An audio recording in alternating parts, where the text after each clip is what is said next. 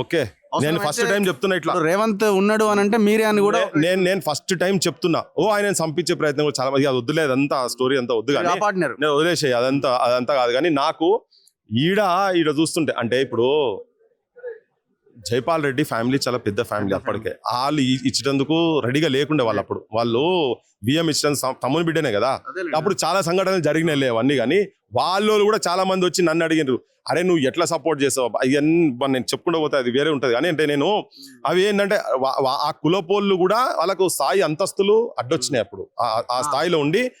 అంటే నేనేమంటున్నా అంటే నువ్వు ఏ స్థాయిలో ఉన్నటువంటి నువ్వు ఎక్కడ బియ్యం అందినావు కదా, ఇవాళ నువ్వు ఎటువంటి వాళ్ళ మీద దాడి చేస్తున్నావు, ఎటువంటి వాళ్ళ జీవితాలను పనంగా పెడుతున్నావు అనేది నేను చెప్పదలుచుకున్నా. నాకు ఎందుకో అంటే నేను ఓసారి బస్ట్ అవుట్ అయిదామా అనిపిస్తుంది, వెనక ముందు అవుతున్నా. ఎందుకంటే ఇవి మూలాలబ్బా, నీ మూలాలు రేవంత్, నీ మూలాలు ఇవి మర్చిపోకు. నేను చాలా హ్యాపీ ఫీల్ అయినా. నేను రేవంత్ ముఖ్యమంత్రి అయ్యే వరకు నేను ఎప్పుడు రేవంత్ గురించి మాట్లాడలేదు.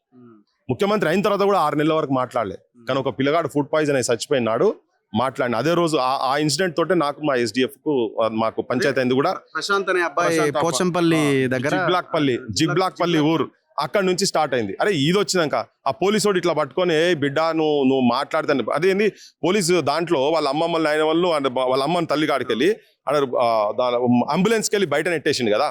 ఇది హైదరాబాద్ పబ్లిక్ స్కూల్లో ఒక 3-4 గంటలు వాళ్ళు ఎటు పోయిందో తెలియని స్థాయిలో. అంటే గిట్లుంటుందా గింత అదే. మళ్ళీ ఇట్లా పెట్టి నాగరాజ్ అనే సబ్ ఇన్స్పెక్టర్ ఇవాళ వరకు అతని మీద యాక్షన్ లేదు, పిటిషన్ ఇచ్చిన తర్వాత కూడా. సో అప్పటి నుంచి మనం స్టార్ట్ చేసిన. కానీ ఇప్పుడు నేను చెప్తున్నా ఏంటంటే అట్లీస్ట్ ఇప్పుడన్నా కానీ ఆల్రెడీ నువ్వు పాయింట్ ఆఫ్ నో రిటర్న్ కు పోతున్నావు.